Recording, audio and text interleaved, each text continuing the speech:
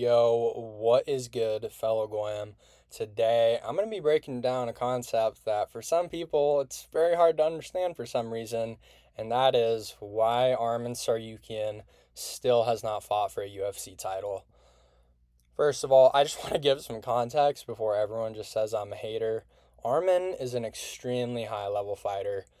I still don't think he lost to Charles Oliveira. A lot of people call that a robbery. In my opinion, I thought rounds 2 and 3 were very clear to Arman. Also, on the flip side, I think he actually got robbed against Mateusz Gamrot. Great fight. I thought he beat him. I thought he won rounds 1, 2, and 4.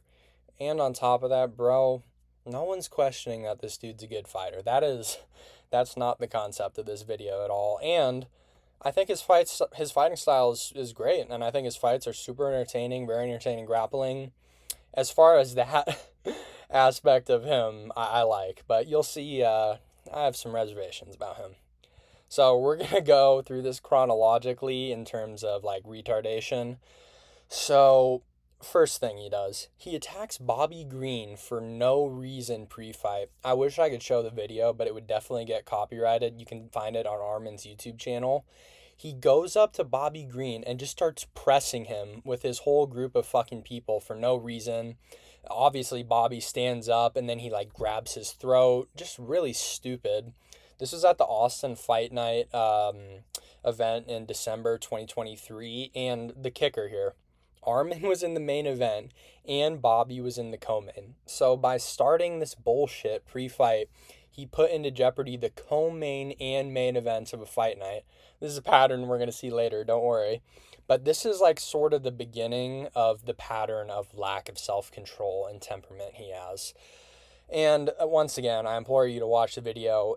Anyone with a sensible brain just watches that and they're like, why the fuck is Arman tripping so hard? Like, I've still yet to hear a reason as to why this was justified, but yeah, stupid shit from Arman to start off.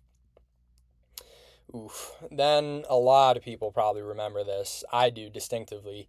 He punches a fan during his walkout on the biggest card in UFC history, UFC 300. It's the biggest fight of his career. And I wish I could show the video, but it'd def get copyrighted.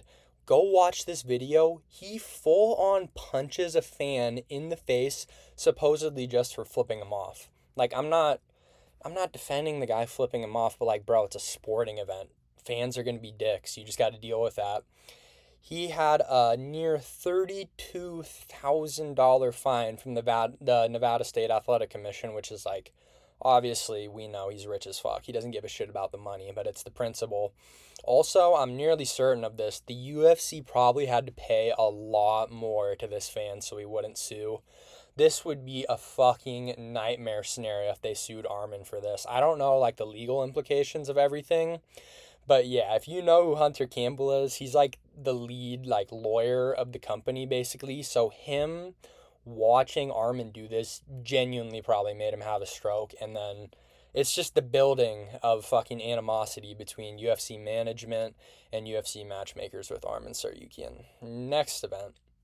This is the biggest one by far. Everyone and their fucking mom remembers this. He pulls out of the UFC 311 main event one day before it was scheduled. Let's be honest.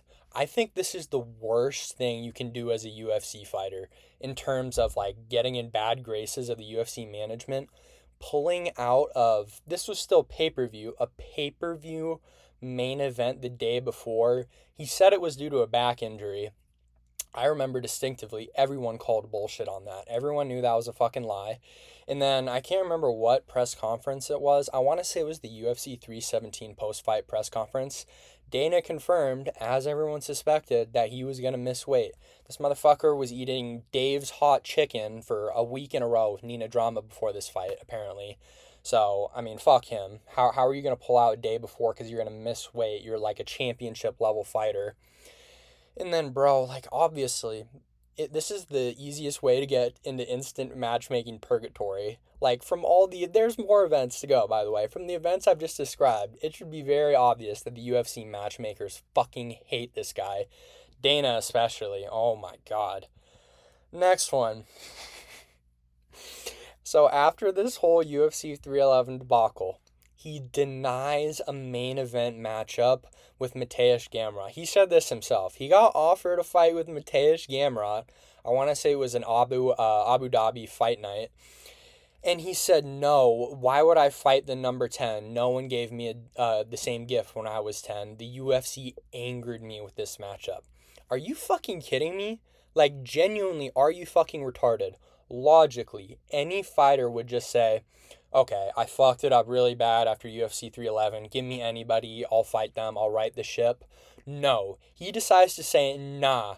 Nah, Hunter. Nah, Mick Maynard. Nah, Sean Shelby. I'm too fucking good for that. Even though he already beat him. We already went over this. I don't think he did, but it doesn't matter. On paper, Gamrot beat him. Why the fuck would you deny that? Like, he's just an idiot. Oh my god. And then once again, this very clearly reinforces the idea to the matchmakers that he's unbelievably difficult to work with. So yeah, great stuff there, Arman. This one is so fucking insane. He headbutts Dan Hooker for no reason during the ceremonial weigh-ins.